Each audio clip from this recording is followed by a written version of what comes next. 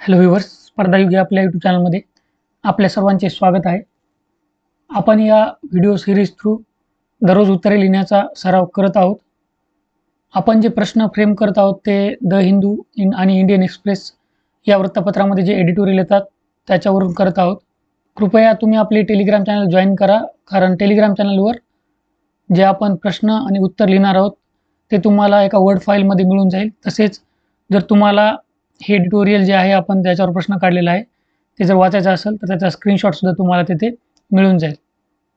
The हिंदूमध्ये हे article आलेलं आहे, इंडियाज न्यू अर्बन वरी रायझिंग ओव्हर न्यूट्रिशन. ओव्हर न्यूट्रिशनवर हे आर्टिकल आधारित आहे. तर या आर्टिकलमध्ये एवढ्या काही महत्त्वाच्या बाबी नाही आहेत. त्यामुळं आपण काय केलेलं आहे, अभ्यासक्रममध्ये सामान्य अध्ययन 2 GS2 मध्ये आपल्याला सामाजिक न्याय सोशल जस्टिसमध्ये उपासमार असा एक मुद्दा दिलेला आहे. तर आपण हा उपासमार मुद्दा जो आहे याची पूर्णपणे माहिती या व्हिडिओमध्ये घेणार आहोत. हा पहा सिलेबस आहे, अभ्यासक्रम आहे सामान्य अध्ययन 2 यामध्ये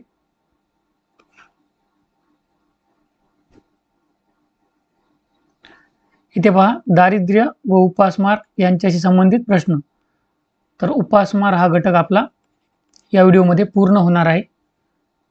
डायरेक्ट सिलेबसचा पॉईंट असल्यामुळे तुम्ही नोट्स काढू शकता. आपण जे काही पॉईंट डिस्कस करणार आहोत त्या सर्वांबद्दल तुम्ही नोट्स काढू शकता. नोट्स तुम्हाला कुठे काढायचे आहेत बघा, सामान्य अध्ययनला तुम्हाला एक सामान्य अध्ययन 2 ह्याच्यामध्ये तुम्हाला सामाजिक न्याय यासाठी एक रजिस्टर किंवा वही करायची आहे सेपरेट.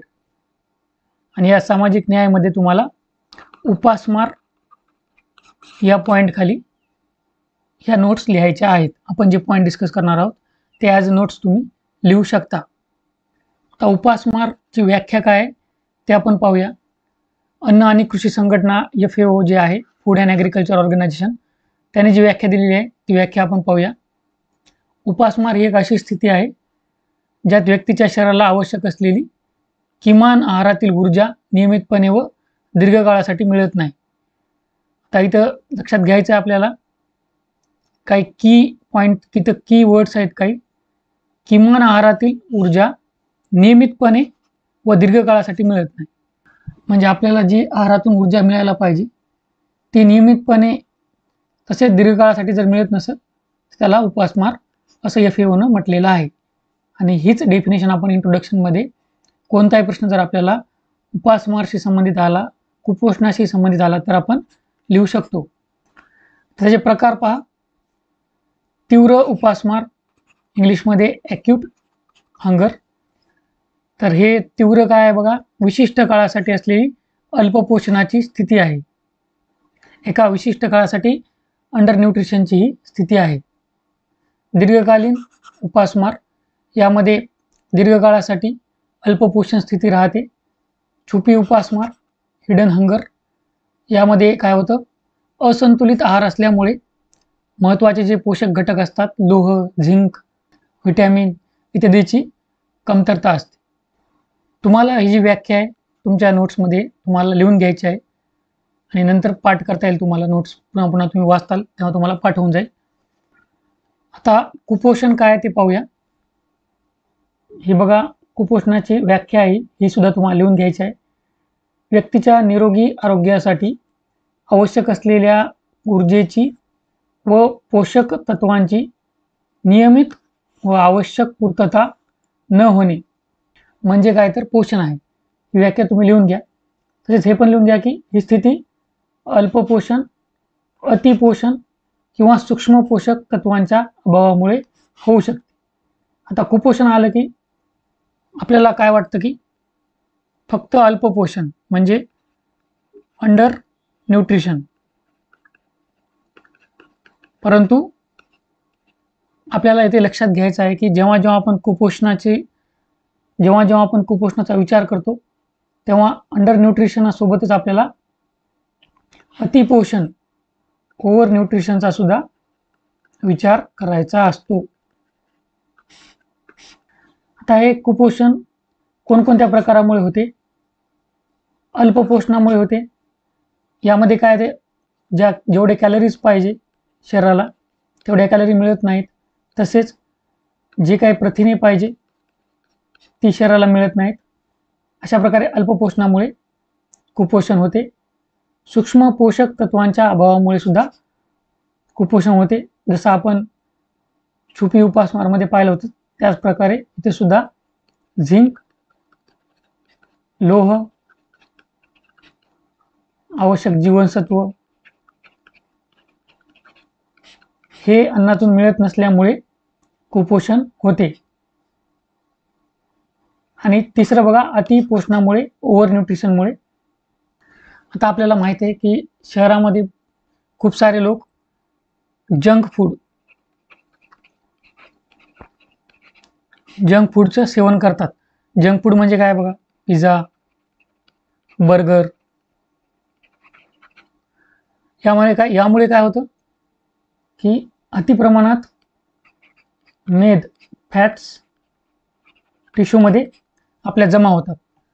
त्यामुळे काय होतं तर ओबेसिटी वाढते, लठ्ठपणा वाढतो.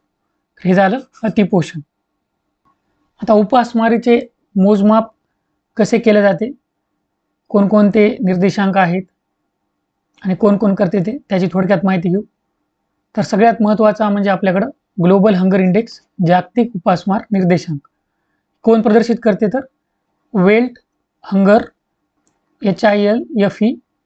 यालाच तुम्ही लक्षात ठेवण्यासाठी वेल्थ हंगर लाईफ असं सुद्धा लक्षात ठेवू शकता. आणि कन्सर्न वर्ल्ड वाईड ह्या 2 संस्था हे प्रदर्शित करतात.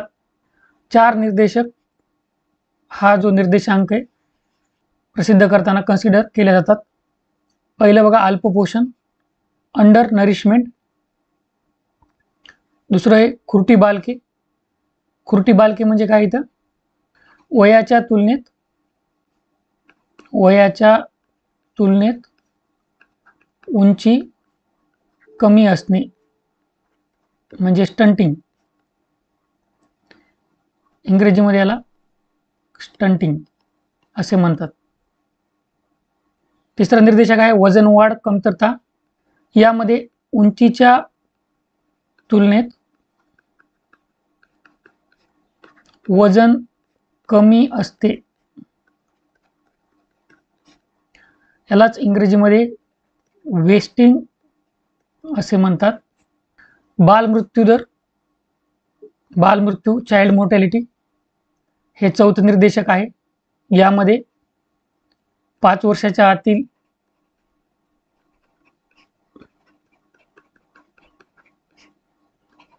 जी बालके आहेत त्यांचा मृत्यूदर मोजला जातो. आता 2024 मध्ये भारताचं स्थान 105 होतं. 127 देशांपैकी भारत हा 27.3 गुण घेऊन गंभीर उपासमार या गटात मोडतो. जागतिक उपासमार निर्देशांक व्यतिरिक्त आपल्याकडे सोफी, जी आपली अन्न व कृषी संघटना जी आहे, फूड अँड ॲग्रिकल्चर ऑर्गनायझेशन, ती प्रदर्शित करते state of food security and nutrition in the world. तसेच इकॉनॉमिक इंटेलिजन्स युनिट ही एक ऑर्गनायझेशन आहे, ती ग्लोबल फूड सिक्युरिटी इंडेक्स प्रदर्शित करते. आपल्यासाठी ग्लोबल हंगर इंडेक्स महत्त्वाचा आहे. हे फक्त तुम्हाला मी माहितीसाठी दिलेलं आहे. हे लिहिलं नाही तरी चालेल, तुम्हाला पण ग्लोबल हंगर इंडेक्स तुमच्या उत्तरामध्ये आलाच पाहिजे. आता भारतात जी उपासमार आहे तिचे कारणे पाहूया आपण. सर्वात पहिलं कारण म्हणजे दारिद्र्य. तर दारिद्र्यामुळं काय होतं, दारिद्र्यामुळं तुम्हाला एकतर शरीराला जेवढं पाहिजे तेवढं अन्न मिळत नाही. आणि समजा अन्न जर मिळालंच तर पोषक द्रव्ये, न्यूट्रिएंट्स त्या अन्नातून मिळत नाहीत. गरिबीमुळं, दारिद्र्यामुळं या गोष्टी होतात. दुसरं कारण बघा, लिंग असमानता, जेंडर इनइक्वॅलिटी. यामुळं काय होतं, जास्त करून याचा परिणाम मुलींवर होतो. Girl child. कसा परिणाम होतो तर जे गरीब कुटुंब असतात त्याच्यामध्ये शिक्षण मुलांना दिलं जातं आणि मुलींना जास्त करून खेड्यात होते आणि मुलींना घरी बसवलं जातं किंवा दिलं तरी शिक्षण 4थी 5वी पर्यंतच दिलं जातं आणि मुलगी शेतात काम करायला जात असते आईसोबत.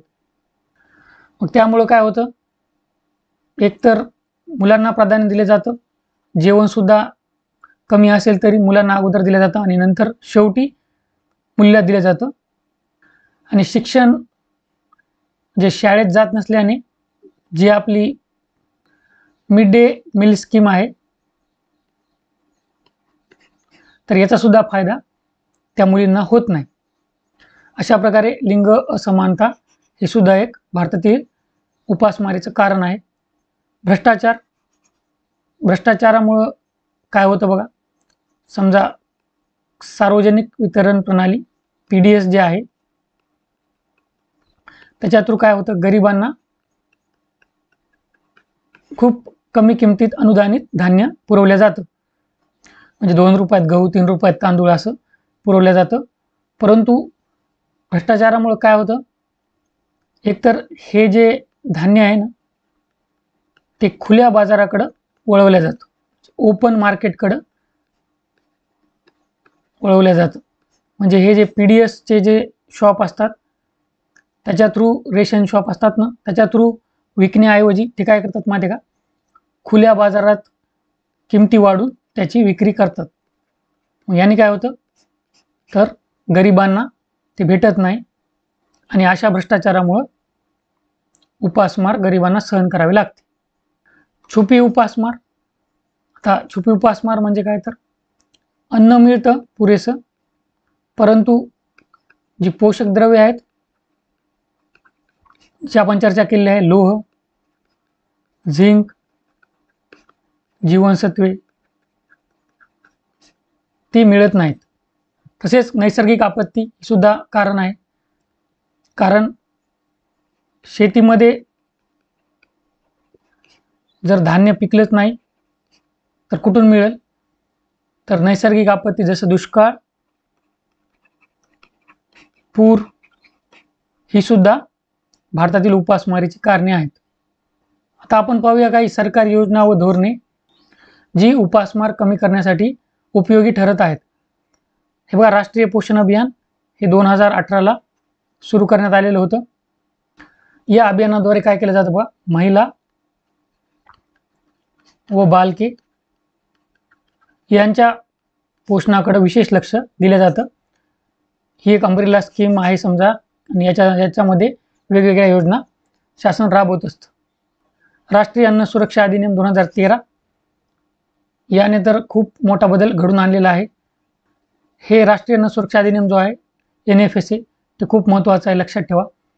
कारण यामुळं काय होतं बघा, 75% ग्रामीण लोकसंख्येला अनुदानित धान्य मिळतं आणि 50% शहरी लोकसंख्येला अनुदानित धान्य मिळतं. आणि हे आपण PDS थ्रू सार्वजनिक वितरण प्रणालीद्वारे देत असतो. हा जो अधिनियम आहे ना 2013चा अन्न सुरक्षा अधिनियम, त्याने भारतातील उपासमार कमी करण्यात खूप मोठी भूमिका बजावलेली आहे.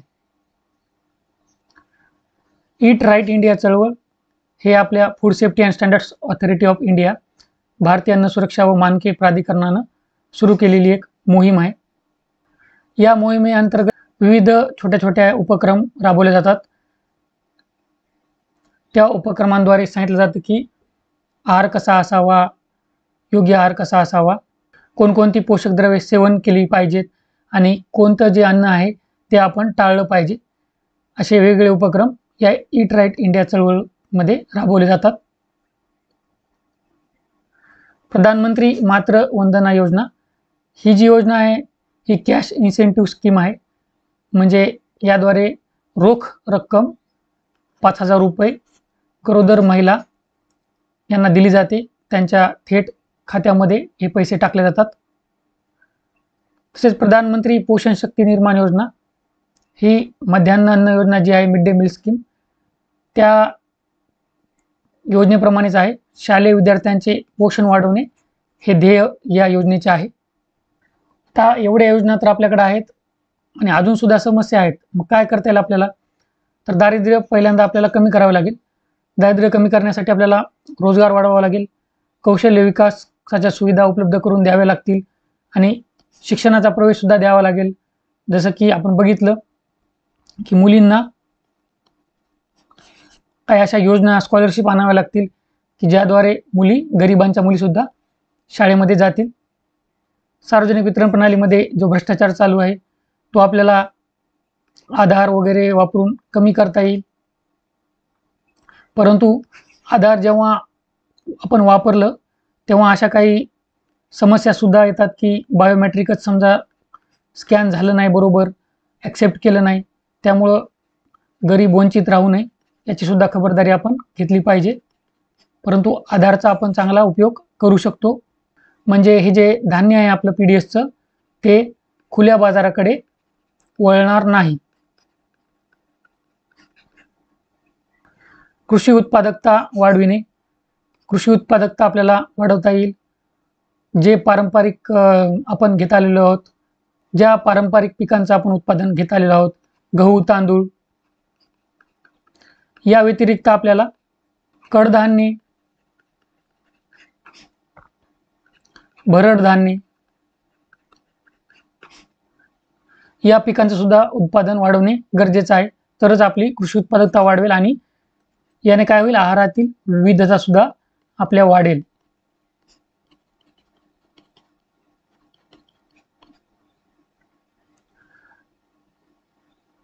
तसेच लिंग असमानता आपल्याला कमी करावी लागेल. त्यासाठी आपल्याला मुलींसाठी आणि महिलांसाठी वेगवेगळ्या योजना आणाव्या लागतील, वेगवेगळे धोरणं आणावे लागतील, त्यांना विविध कॅश इन्सेंटिव्ह द्यावे लागतील. तसेच आपल्याला आहारातील विविधता वाढवणे गरजेचं आहे. यासाठी जसं आपण बघितलं ईट राईट इंडिया जी मूव्हमेंट आहे FSSAIची, त्याप्रकारे आपल्याला अजून उपक्रम राबविता येतील आणि जागरूकता वाढवता येईल लोकांमध्ये. माता व बालके ह्यांच्या आरोग्यावर लक्ष देणे, कारण हे माता व बालके हे असुरक्षित असतात, व्हल्नरेबल असतात, त्यामुळं यांच्या आरोग्यावर आपल्याला जास्त लक्ष देण्याची गरज असते. हा प्रश्न आहे बघा आजचा, भारतातील उपासमारीची स्थिती स्पष्ट करा. तर आपण बघतो अभ्यासक्रम आपण बघितलेला आहे. सामान्य अध्ययन 2 मध्ये सामाजिक न्याय अंतर्गत आपण बघितलं आहे की दारिद्र्य आणि उपासमार असा पॉईंट आहे. त्यानंतर आपण बघतो कीवर्ड, स्पष्ट करा, एक्सप्लेन हा कीवर्ड आहे. त्याच्यामध्ये आपण ज्या काही गोष्टी बघितलेल्या आहेत त्याचा तुम्हाला एक्सप्लेन करायच्या आहेत.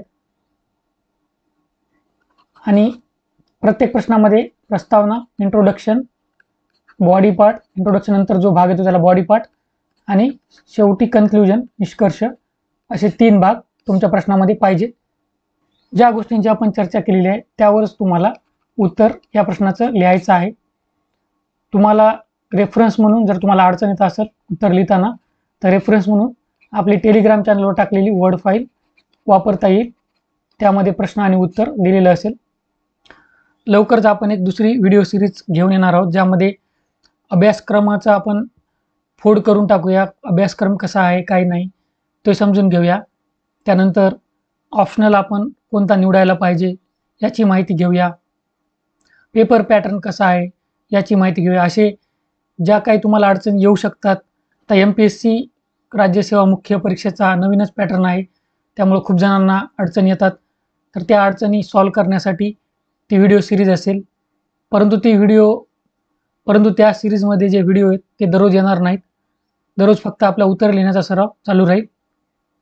आशा करतो या व्हिडिओमध्ये तुम्हाला फायदा होईल. All the best. थँक्यू.